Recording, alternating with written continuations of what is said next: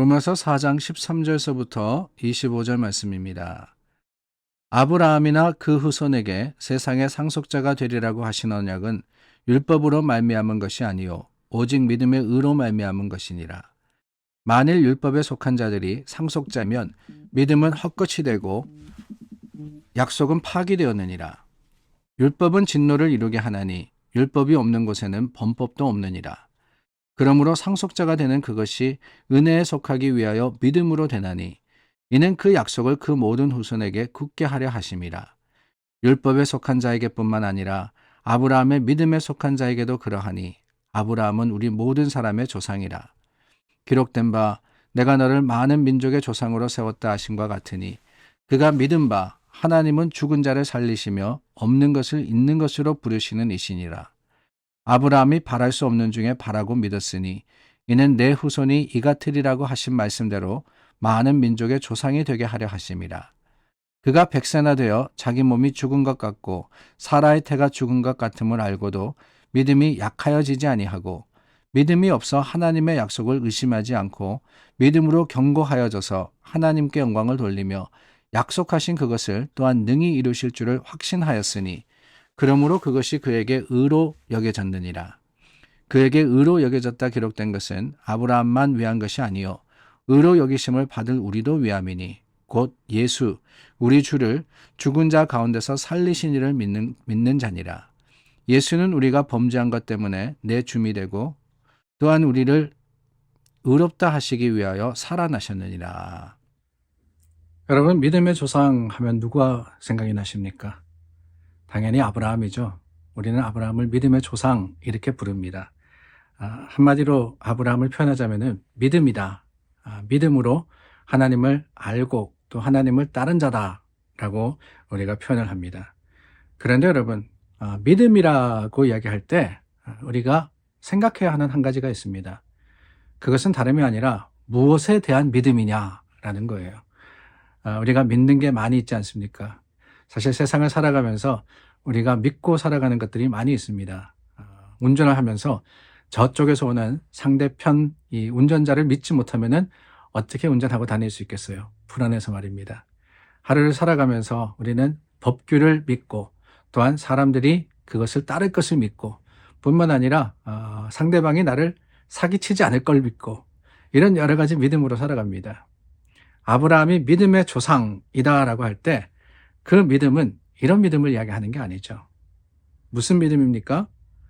다름이 아니라 우리 히브리서 11장 말씀 믿음장이라 그러죠. 그 11장 말씀에 보면은 믿음으로 아브라함은 부르심을 받을 때 어디로 갈지 모르지만 순종하여서 나갔다 그랬습니다. 믿음으로 발하였다라고 표현이 되어 있죠. 믿었는데 무엇에 대해서 믿었느냐? 약속에 대해서 믿은 겁니다. 약속에 대해서. 하나님께서 선포하신 그 약속에 대한 믿음을 가지고 아브라함이 나아갔을 때 하나님께서 그 약속을 이루어 주신 거예요. 우리가 어제 말씀드렸던 창세기 15장 말씀, 아브라함이 여호와를 믿으니 여호와께서 이 일을 의로 여기셨다 그랬습니다. 하나님께서 주신 약속, 어떤 약속이냐? 그 15장 말씀, 12장 말씀 이렇게 보면은 다른 게 아니죠. 아브라함에게 아들과 자손과 땅을 주시겠다라는 겁니다. 그런데 여러분, 문제가 뭐냐? 하나님께서 이 약속을 주셨을 때에는 아브라함에게는 아들이 없었습니다. 아브라함에게는 자신이 가지고 소유하는 땅이 없었습니다. 근데 그럼에도 불구하고 6절 말씀에 보니까 아브라함이 여호와를 믿었다라고 하는 거죠. 지금은 아니라도 약속, 하나님을 믿는다라는 것의 큰 부분은 바로 그게 아닌가 하는 생각이 들어요. 하나님께서 물론 역사 가운데 살아 움직이셨고 이것을 이루셨고 여기까지 우리를 인도하셨습니다. 지금도 살아계십니다. 그걸 우리는 믿습니다. 그러나 여러분, 우리가 소유해야 하는 믿음, 아브라함의 믿음이라는 것은 거기까지가 아닙니다. 여기까지 오는데 하나님이 역사하셨습니다. 믿습니다. 아멘. 물론 좋아요. 더 중요한 것이 있는데 그것은 다름이 아니라 앞으로도 하나님께서 우리 삶에 역사하시고 나를 이끌어 주시고 나와 함께 하시고 나로 하여금 하나님의 사람으로서 형통하게 하실 겁니다. 이 고백이 바로 그 약속에 대한 믿음이 바로 하나님께서 귀하게 여기시는 것입니다. 그렇습니다. 하나님 신실하신 분이십니다. 아브라함은 이삭이 태어나기 이전에 벌써 하나님을 믿었습니다. 그 약속을 붙들었습니다. 그럴 때 하나님께서 의롭다 하셨던 거예요. 하나님은 믿을 만한 분이십니다. 이 편이 좀 이상한데요, 여러분. 하나님은 믿을 만한 분이세요. 하나님은 보장하시는 분이십니다. 없는 것을 있는 것처럼 하시고 하나님의 능력과 그 권능으로서 모든 것을 이루시는 분이시기 때문에 하나님의 약속은 어떤 거라고요? 보장된 거예요, 보장된 거. 하나님의 말씀은 틀림이 없습니다. 우리가 그 사실을 인정해야지만 주님 앞에 바로 설 수 있고 하나님의 하신 일을, 그 신실하심을 고백할 수 있는 거 아니겠어요? 하나님께서 창세기 15장에 보면은 아브라함과 언약을 맺으십니다. 아브라함이 짐승을 쪼개놓은 사이로 하나님이 지나가셨다 그랬어요. 여러분, 그 당시의 풍습으로는 이것은 죽음을 걸고 목숨을 걸고 하는 약속이다라는 의미가 있습니다. 약속을 어기지 못하는 상대방은 짐승이 쪼개어진 것처럼, 죽어서 쪼개어진 것처럼 그렇게 되어도 좋다라는 그런 의미로서 언약을 맺는 거예요. 하나님은 그런 약속하실 필요가 없으신 분이시죠. 하나님이 마음을 바꾸셔가지고 그냥 오락가락 하시지 않기 때문에. 그러나 그럼에도 불구하고 아브라함과 언약을 맺으신 것은 그만큼 하나님의 선포와 말씀의 분명함을 가르쳐 주시고 또한 보여주신 겁니다. 문제는 우리가 문제지 하나님이 문제가 아니에요. 하나님은 모든 것들을 지키시고 이루시는 분이심을 우리는 믿어야 할 겁니다.